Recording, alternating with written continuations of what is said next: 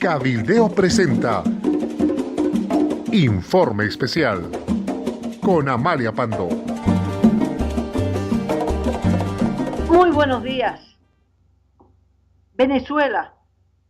El hambre es tan grande, tan abrumadora, que la vida de los burritos corre en peligro. En el campo, la gente ha dado fin con todo el ganado que puedan encontrar y también la gente roba burros y los burros están a punto de ser una especie en exterminio porque la gente se los está comiendo. Esa es la intensidad del hambre en Venezuela. Hay otra información también muy penosa que señala que no hay huevos en el mercado, y una explicación de un funcionario del gobierno de Maduro dice que las gallinas en Venezuela han dejado de poner huevos por culpa del imperialismo, porque las gallinas estaban acostumbradas a comer determinado alimento importado de los Estados Unidos y que cuando las gallinas dejan de comer ese alimento, pues dejan de poner huevos, y entonces la culpa es del imperialismo norteamericano. El punto es que las gallinas han dejado de comer, simplemente han dejado de comer, y al igual que la población venezolana, están padeciendo los avatares de la crisis económica en ese país. El último dato proporcionado sobre estimaciones de inflación es de 1.000.000% este año. Ya la cifra es tan grande que uno no puede imaginarse que el precio de un producto suba en 1.000.000%. En el gobierno de la UDP, el primer gobierno democrático en nuestro país, tuvimos un proceso inflacionario del 27.000% y era alucinante, 27.000%. Pero 1.000.000% ya no entra en la cabeza.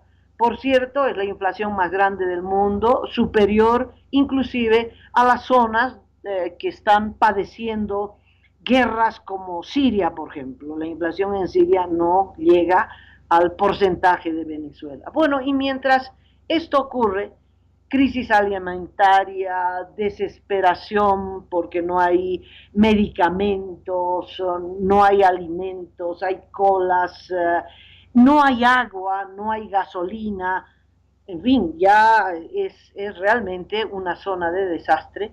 Se ha destapado un escándalo a través de un proceso judicial iniciado por el Departamento de Justicia de los Estados Unidos, que ha informado a través de un comunicado que hay una operación en marcha que se llama Money Flight, y el principal sospechoso del lavado de dinero de aproximadamente $1.200.000, no, 1.200 millones de dólares, no $1.000.000, 1.200 millones de dólares es Nicolás Maduro.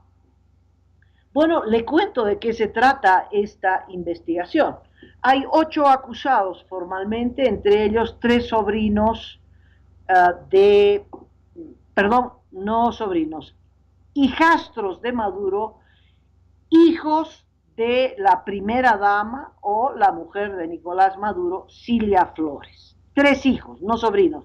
Cilia Flores tiene 2 sobrinos ya detenidos en Miami por tráfico de drogas. Ahora, sus 3 hijos están involucrados en esta acusación, que incluye algunos empresarios y otros funcionarios venezolanos, y un portugués y un uruguayo, 8 en total. Hace 7 días, un ciudadano alemán de 44 años, antes de abordar su vuelo con destino a Miami, fue detenido en el aeropuerto de esa ciudad. Y otro ciudadano estadounidense de origen colombiano fue detenido en Sicilia, Italia. Eh, el, Tanto el alemán como el colombiano están acusados de ser testaferros, instrumentos de el blanqueo de dinero. El colombiano se llama Adolfo Hernández. A ver, hagamos cuentas, hay 8 acusados por la fiscalía, el fiscal a cargo se llama Francisco Maderal y la juez se llama Alicia Otazo Reyes. Ante ella se presenta hoy 30 de julio el alemán Matías Krull.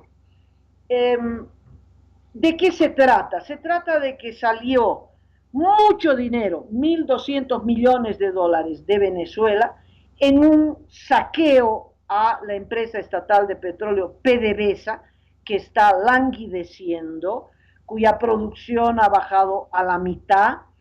Le han robado este dinero y en Estados Unidos y en Europa este dinero ha sido blanqueado a través de varios bancos y propiedades en Florida, entre ellos la compra de edificios y también caballos. Y bueno, con 1.200 millones de dólares usted puede comprar muchas, muchas cosas.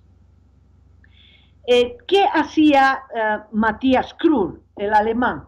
Él era un funcionario del banco suizo, muy conocido, muy exitoso como funcionario de banco. Él no es banquero, es funcionario de banco. Y últimamente está trabajando en el banco Julius Baer de Panamá. Él, a través de sus contactos con la élite venezolana, ha logrado captar millones de dólares en cuentas, diversas cuentas, para este banco. Entonces, claro, era un funcionario exitoso, claro, porque atraía muchos millones de dólares para el banco y el banco estaba contentísimo. Ahora el banco va a ser investigado, al igual que el banco suizo, donde también a través de Matías Krull se hizo muchísimas aperturas de cuenta para el lavado de dinero. Lo propio ocurre con el estadounidense colombiano Adolfo Hernández. Su hermano César también está involucrado. Tienen 2 firmas financieras en Miami, firmas financieras que, de acuerdo a la acusación, habrían sido utilizadas para introducir el dinero saqueado a PDVSA y convertirlo en inversiones financieras. Es interesante que el operativo que ha desarrollado el Departamento de Justicia de Estados Unidos, pues tiene manos largas, ¿no? Este estadounidense colombiano estaba en Sicilia y pues ahí lo han detenido y ahora hay un proceso de extradición. Y Krull lo agarraron en el aeropuerto de Miami. Bueno, ¿cómo es que saqueaban a PDVSA? Saqueaban a PDVSA a través de coimas y dinero de PDVSA que lo utilizaban para comprar dólares baratos gracias a el padrinazgo, se cree de las altas esferas, y en esas altas esferas todo apunta a Nicolás Maduro. En la investigación y en la acusación del fiscal Francisco Maderal, no se menciona a Nicolás Maduro, ni tampoco hay una acusación formal, pero Nicolás Maduro aparece con un seudónimo. Las declaraciones dicen todo pasa por él, es decir, si esto no está avalado por Nicolás Maduro, esto no funciona. Entonces, el dinero en bolívares que no valen nada se saca de PDVSA y luego se compran dólares oficiales. Eso tiene que tener el padrinazgo de arriba. Entonces, supongamos con 1 millón de bolívares, uno compra un dólar, el dólar más barato compra 100 dólares, o compraba 100 dólares. Con esos 100 dólares en realidad usted no hace 1 millón de bolívares, sino hace 100 millones de bolívares. Pero lo importante no era volverlo a bolívares, porque ese no era el negocio, sino que con pocos bolívares, $1 muy barato, usted se hacía de dólares, que era lo importante, dólares verdes, contantes y sonantes, que luego los sacas de Venezuela y los depositas en las cuentas que te facilitaba Matías Krull o el colombiano Adolfo Hernández, que a través de sus financieras esos dólares baratos, dinero que sale de PDVSA, que se convierte en dólares baratos gracias a la muñeca en el Banco Central, alguien que autoriza la compra de esta cantidad significativa de dólares, pues se convierten luego en casas en Miami, en cuentas bancarias en Suiza, en cuentas en este banco de Panamá que se llama Julius Baer, en fin. En total, se ha succionado 1.200 millones de dólares.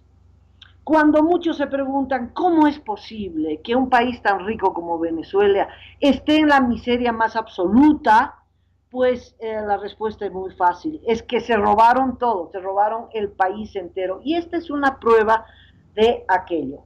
Los hijastros de Maduro involucrados son Yoser Gaviria Flores, Walter Joshua, todos Gaviria Flores, son hijos de Cilia Flores, la primera dama y mujer de Maduro. Ya les reitero que también hay 2 sobrinos de Cilia que están detenidos por tráfico de droga, que son Frankis y Efraín Flores.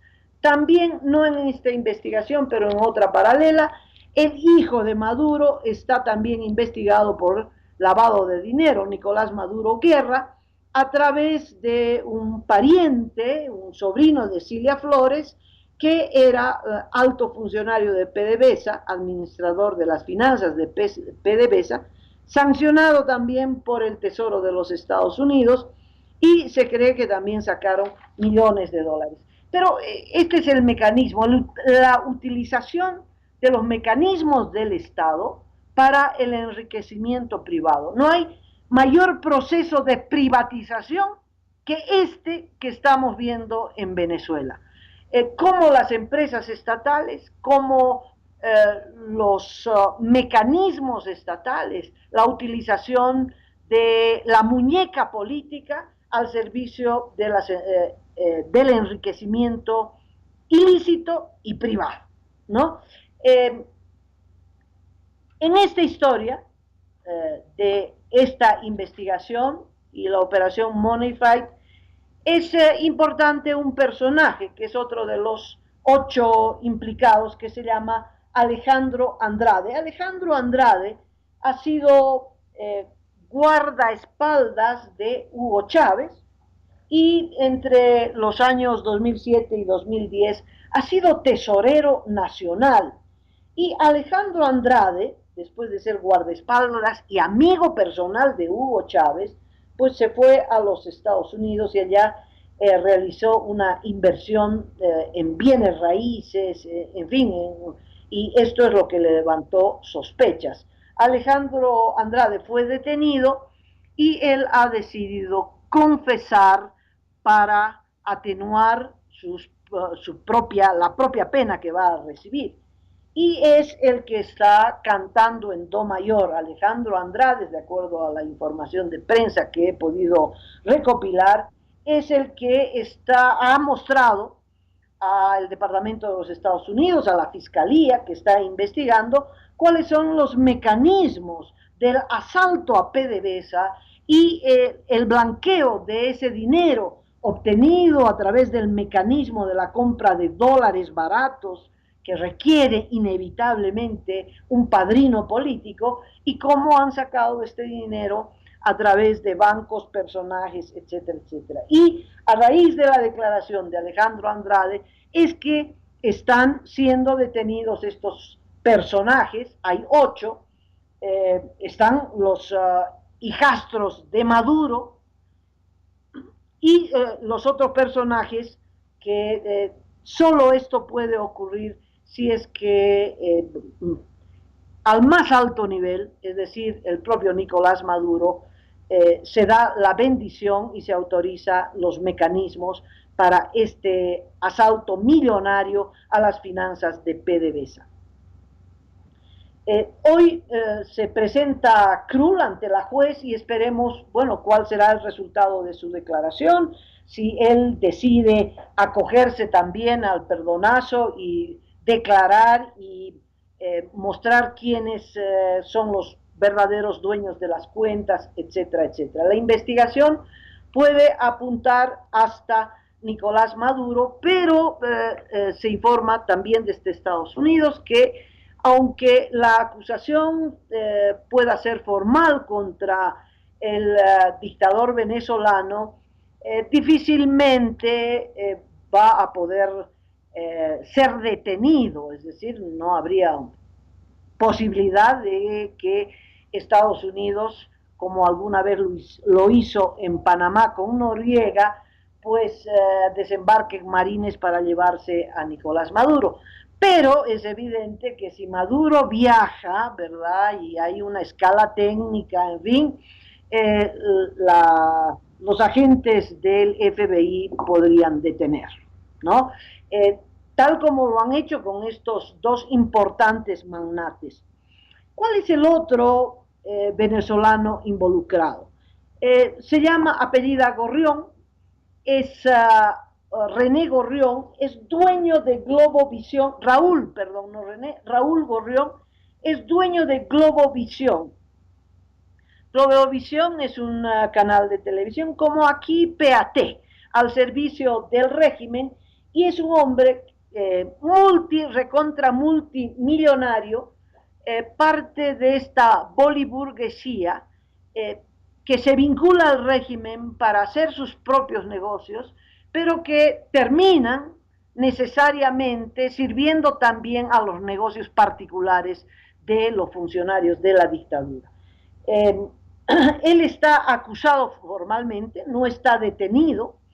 El abogado de Gorrión en Miami ha declarado que el señor es un magnate, dueño de canales de televisión, que además intentaba expandir su negocio a los Estados Unidos y que en eso andaba y que no tiene nada que ver con el lavado de dinero. Pero la investigación lo ha involucrado y su nombre aparece entre los 8 acusados de este tremendo negociado. Raúl Gorrión, entonces, de Globovisión, que es el canal de la boliburguesía en Venezuela, es otro de los involucrados. En una investigación paralela aparece Diosdado Cabello. En realidad, esta investigación contra el segundo hombre del régimen, el que maneja militares, él mismo es militar, apareció un mes antes del estallido de esta investigación en la que posiblemente Nicolás Maduro esté involucrado. En la de Diosdado Cabello se trata de lavado de dinero en Costa Rica y la investigación describe el abuso de poder, el uso de las empresas públicas para el tráfico de minerales, porque Diosdado Cabello está acusado de ser un juqueador de hierro. Hay una empresa del hierro en Venezuela y él, apoyado en militares, juquean ese hierro y lo envían a Costa Rica utilizando barcos del Estado y utilizando a una empresa que se llama Alunasa, una empresa que era privada, que ahora es estatal y que se supone produce aluminio.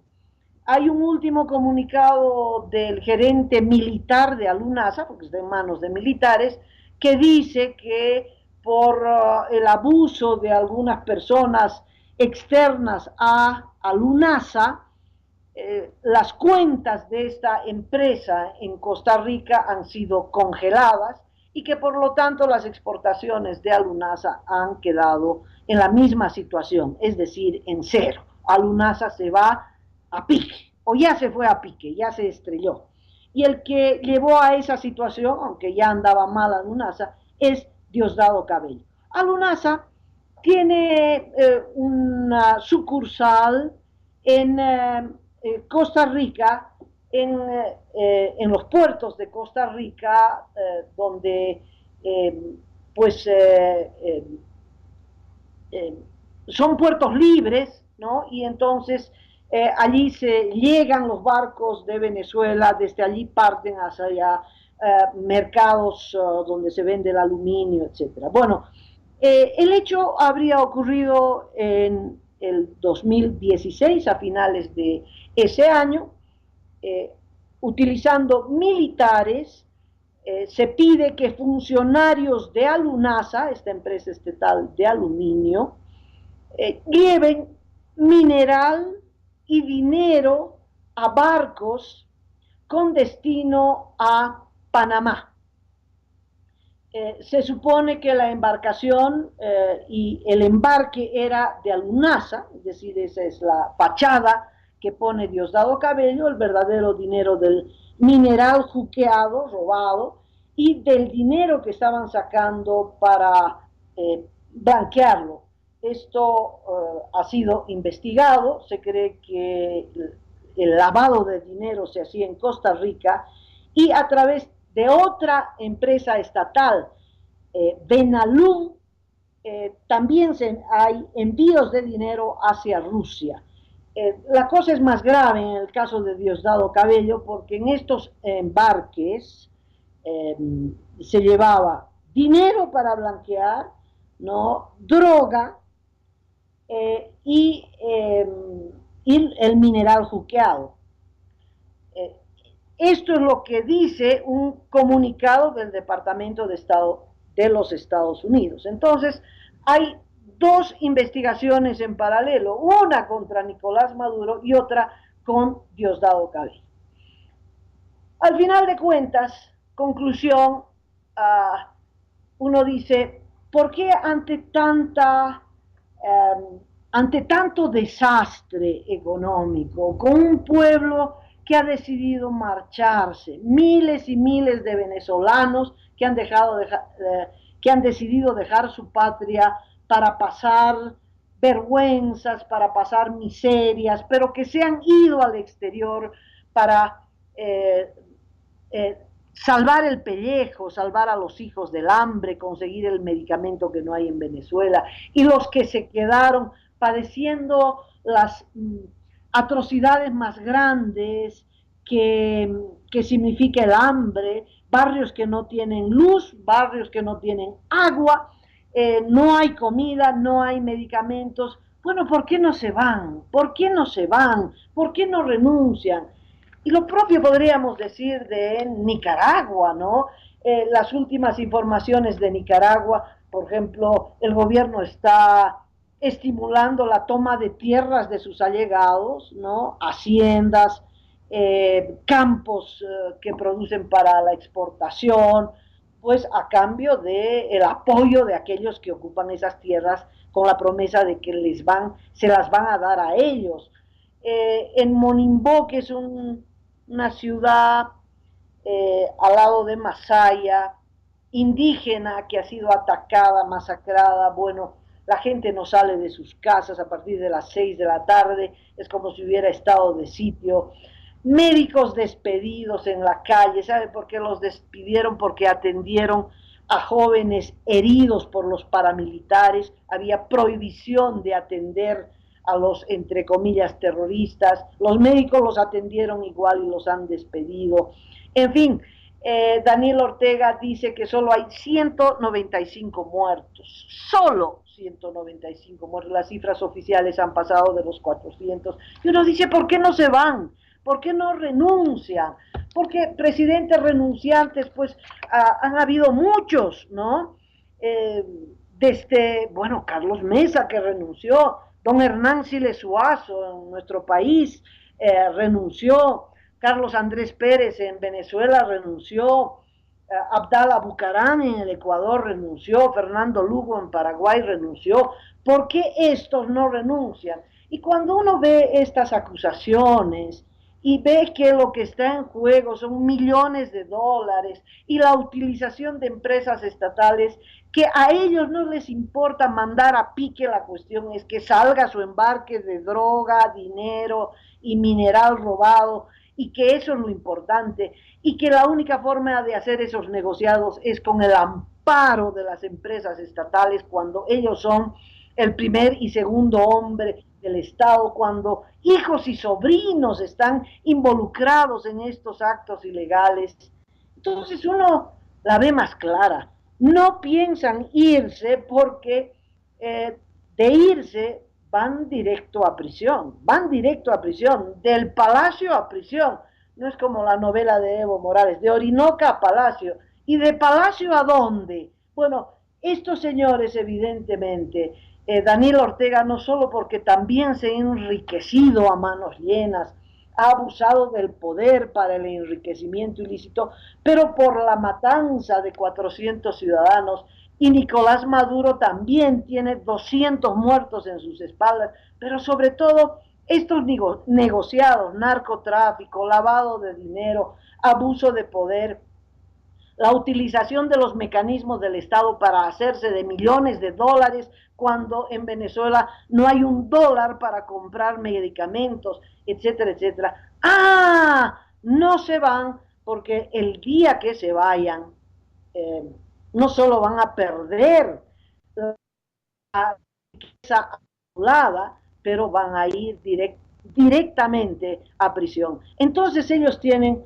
un doble o triple motivo. No solo no se van por las mieles del poder, sino porque en ese poder han abusado, han matado, han robado, y entonces tienen que proteger esos intereses y por eso no se van.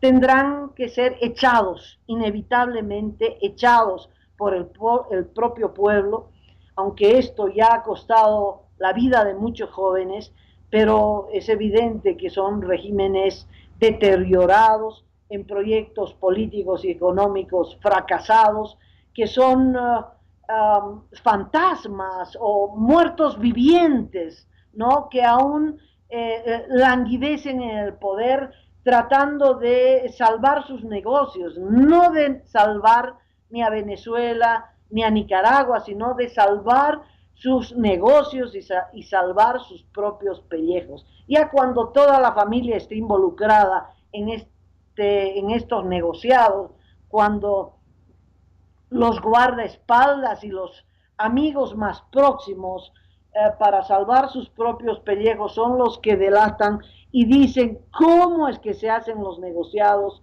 parece que ya son los últimos extractores de un régimen agonizante, pero en una agonía que le está en realidad costando la vida a muchos ciudadanos, tanto en Venezuela como en Nicaragua. Bueno, muchas gracias por escucharme con otro reporte. Estaré con ustedes a las 10 horas de Bolivia por este mismo medio. Cabildeo presentó Informe Especial con Amalia Pando.